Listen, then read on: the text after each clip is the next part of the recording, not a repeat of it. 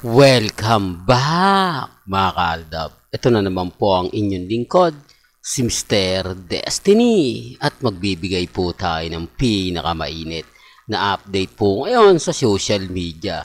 Ito po yung behind the scene story reveal conference nga po na nangyari sa GMA Sparkle Artist Center. Siguro naman po mga kaaldab, napanood ninyo at nabalitaan nyo na ito, na sinasabi po nilang historical drama series nga po raw. Halatang halata naman po mga kaaldab na si Alden Richards ang nangunguna. Di po ba? Sabi ko nga po sa inyo, may mga bagay-bagay na mahirap nga po talagang ipaliwanag. May mga bagay-bagay po na kung titignan at susuriin nyo na halatang-halatang si Alden ang ginagamit. Di po ba? Hindi naman po talaga magkakaroon ng mga ganyang kumbaga palabas pag hindi talaga nila sinama si Alden Richards. Siya lang naman po talaga yung pinaka-biggest dyan eh. Di po ba sa tingin nyo?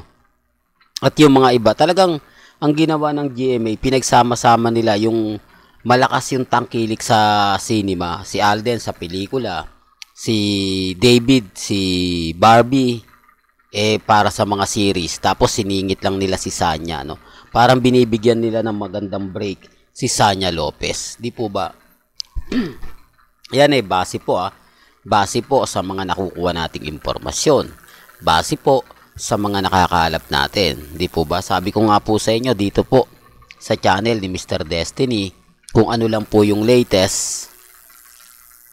Di po ba mga kaaldab? Kung ano lang po yung viral at pinag-uusapan sa mga website, sa Twitter, sa Instagram, sa Facebook, yun lang naman po yung ina-update natin. Kaya nga po ito daw po yung 2024 biggest historical drama. Pulang alaw. Pulang araw, Alden Richards. Grabe yung ano nila, no? Kumbaga, yung halatang halata, di po ba? Pero gaya ng sinabi ko, wala naman pong pilitan. Dito naman po sa channel ni Mr. Destiny, kung ano lang po yung gusto nyong pag-usapan, pupunta lang po kayo. Di po ba? At sa mga update nga po sa throwback picture natin, hindi po mawawala yan bago tayo pumunta sa pinakamainit na pinag-uusapan. Di po ba? Ito yung mga photos na kung saan talagang 2015, kitang-kita nyo yung kilig, yung saya kapag magkasama sila Mengay at si Alden. Ito mga behind the scene to mga kuha to na kung saan nga po talaga very sweet po yung dalawa. Di po ba? Tapos sasabihin nila na hindi, mas sweet daw si Congressman. Wala namang pong pilitan. Pero sa mata ng Aldab at sa mata ng mga kumbaga panahon na yan, makikita ninyo, mapapanood ninyo itong mga bagay-bagay na ganito. Di po ba? Real talk mga ka-Aldab. Basta ako kampante lang. Basta ako masaya po ako. Ano man po yung sabihin nila, ano man po yung gawin nila, okay lang po yan. Ang importante lang naman po maging updated kayo. Ang importante lang po kung ano po yung napapanood ninyo, relax lang, di po ba? Darating naman po yung point, tayo yung panalo Darating naman po yung point, tayo yung wagi, di po ba? Sa mga nagsasabi na fake news yan, okay lang, wala namang pong pilitan, di po ba? Hindi lang po nila tanggap na wagi pa rin po tayo, di po ba? Pero bago tayo pumunta sa ating pinaka main topic, kung bago ka lang sa channel na to at isa kang true-blooded Aldab Nation na nagmamahal po kila Mengay at Isoy, tama po ang channel na pinuntahan mo, kaya consider na po kitang bagong subscriber. At huwag mong kalimutang i-share ang mga video po natin sa mga mami, sa mga titas at sa mga senyor. Ito po yung pinaka latest post sa Instagram ni Maine Mendoza. Pansin na pansin nyo naman po na mas binibigyan niya ng priority yung kaibigan niya, di po ba? Na sinasabing si MJ Lastimosa. Marami tuloy nagsasabi na hindi kasi binati lang niya kasi birthday May mga bagay-bagay po na mapapaisip din naman po kayo. Di po ba? Napakaraming ipopost, napakarami dapat i-update ni Mengay sa mga fans niya. Pero wala, di po ba?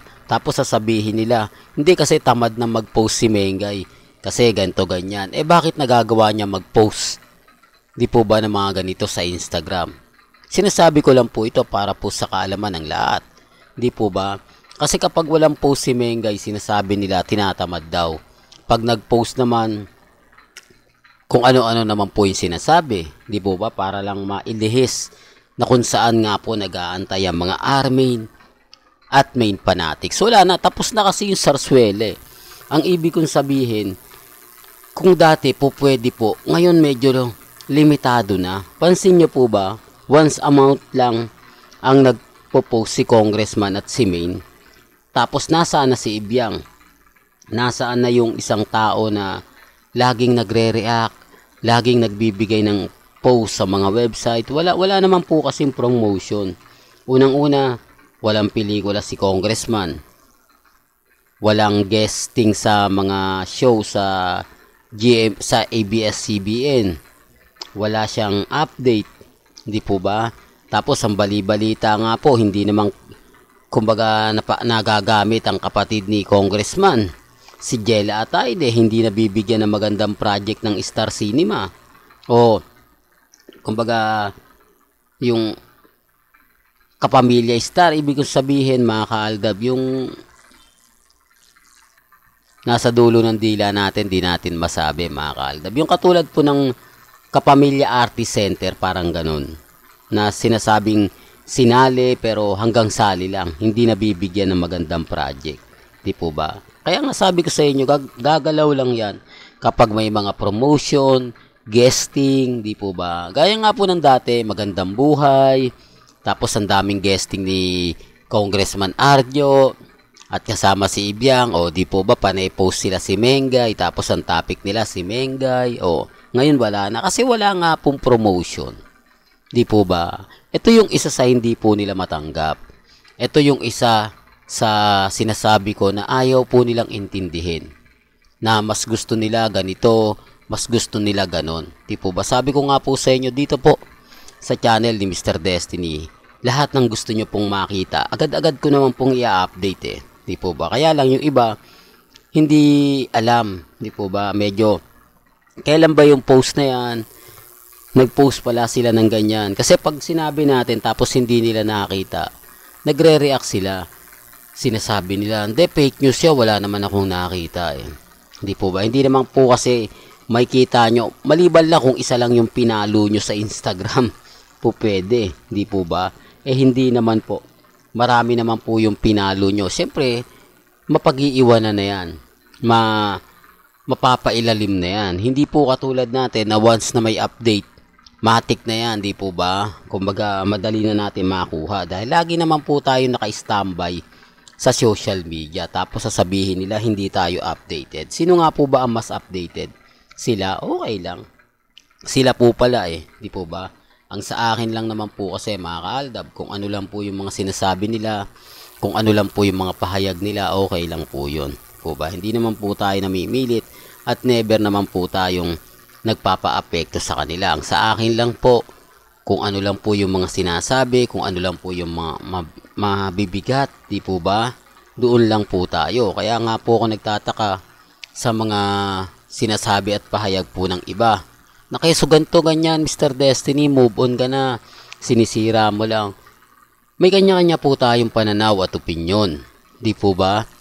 Ang sa akin lang, nagbibigay lang po ako ng ganap. Nagbibigay lang po ako ng update. Hindi naman po ako namimilit eh. Hindi ko naman po pinupush na ganito, ganyan, ganon, ganito. Basta sa akin lang po. Kung ano lang po yung gusto nyong mapanood, mapakinggan, relax lang. May mga bagay-bagay na ganito, ganyan, ganon. Sa akin mga kaaldab, sinasabi ko lang po ito para po sa kaalaman ng lahat. Lalo na nga po pagdating sa social media. Kaya maging kampante lang po kayo, maging matatag. Yun lang naman po yung importante sa akin, kung ano yung latest, kung ano yung trending, kung ano yung pinag-uusapan. Pabor man o hindi, punta lang po kayo dito. At syempre, pag-uusapan naman po natin lahat ng mga bagay-bagay na may kinalaman po kila Mengay at kay Alden Richards. Well, hanggang dito na lang po ang ating latest updates. Kaya kung gusto nyo pa po ng pinaka-latest at sariwang update, abay tumutok lang po kayo dito po sa channel ni Mr. Destiny para updated po kayo sa mga latest at sa mga bagong video po na ilalabas po natin maya-maya lang. Hanggang sa muli, salamat po sa panonood at pakikinig.